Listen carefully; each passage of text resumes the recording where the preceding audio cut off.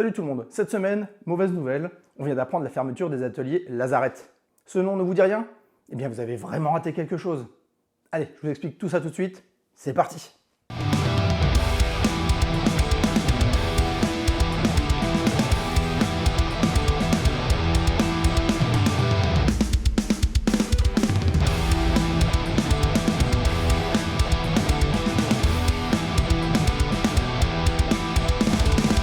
Pour ceux qui ne connaîtraient pas ce nom, Lazaret, c'est entre autres ça, ou encore ça.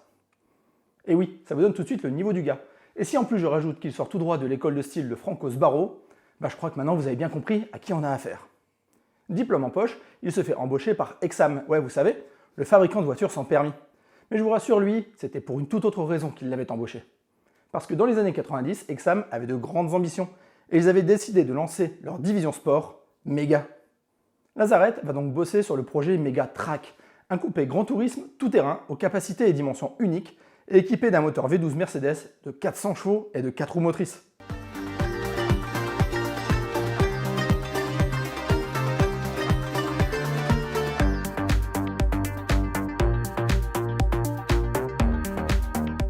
En parallèle, il va aussi participer au développement de la Mega Glace, qui remportera le trophée Andros en 1996, ainsi que 2 championnats de course sur glace en 96 et 98.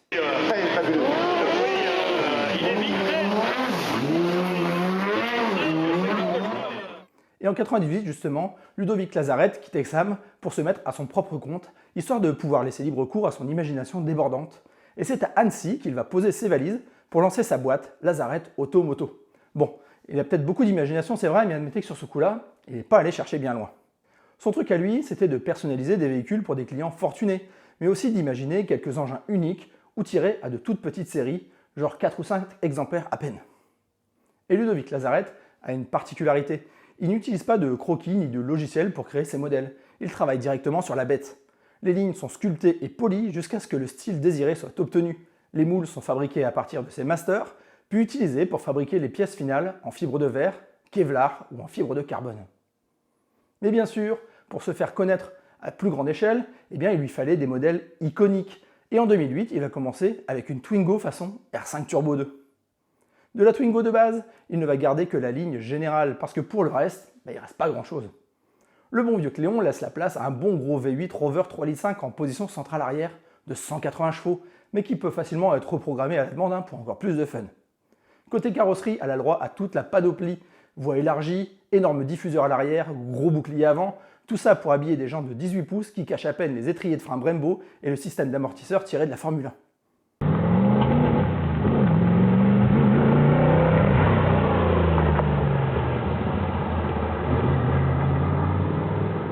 Et son V8, il va le fourrer un peu partout. Dans une Minimoc par exemple.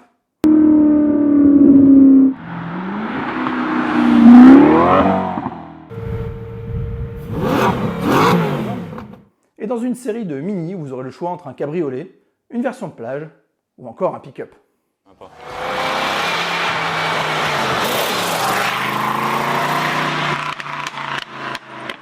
Mais tout ça, on va dire que ce n'était qu'un échauffement, parce qu'il va lui prendre une autre lubie. Faire des engins à roues arrière jumelées, les Wazuma. Techniquement, il s'agit d'engins à 4 roues, mais comme les 2 roues arrière sont jumelées, légalement, ce sont des tricycles à moteur.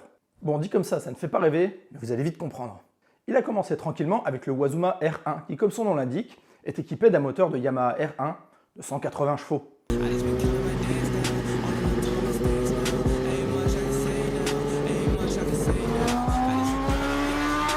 Mais dans la gamme Wazuma, vous pouvez aussi choisir la GT, sorte de voiture biplace avec un V8 4 litres de presque 400 chevaux.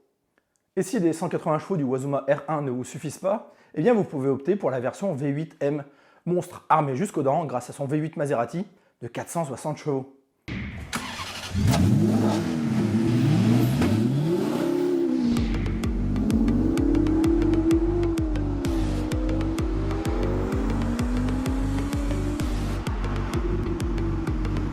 Enfin, si vous voulez vraiment pousser le concept à l'extrême, il existe une dernière version, la Wazuma V12 Bio.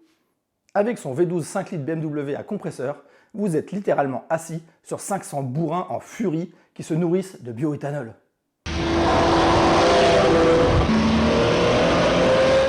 Les Wazuma, c'était bien sympa, et d'ailleurs, il y en avait bien d'autres dans la gamme, hein, comme la Wazuma Neige, la MV Agusta ou la V8 Ferrari.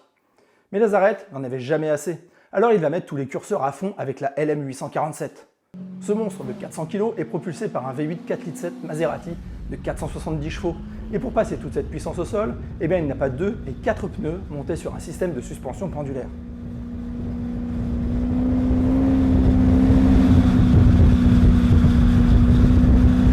Enfin, puisqu'on est sur Aeroto, je ne pouvais pas passer sur son tout dernier projet, une véritable folie.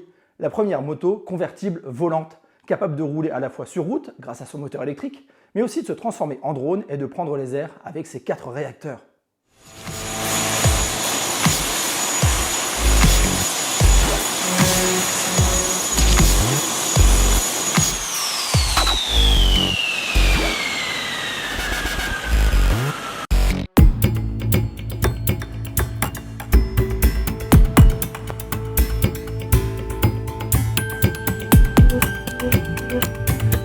Bon, ne vous emballez pas, puisque même si vous avez les 500 000 € pour vous en offrir une, eh bien vous n'aurez pas le droit de la faire voler en France, puisqu'elle n'a pas été homologuée par l'aviation civile. Et puis de toute façon, eh bien vous ne pourrez rouler qu'une centaine de kilomètres sur route, et voler à peine une dizaine de minutes. Ça fait quand même cher le délire, non? Alors voilà, ce n'était là qu'un tout petit inventaire de ce qui a pu sortir du cerveau de ce génie de la mécanique, puisqu'il a fabriqué des dizaines de modèles différents. Alors comme diraient les complotistes, faites vos propres recherches, tapez Lazaret sur Google et allez voir, c'est une vraie mine d'or.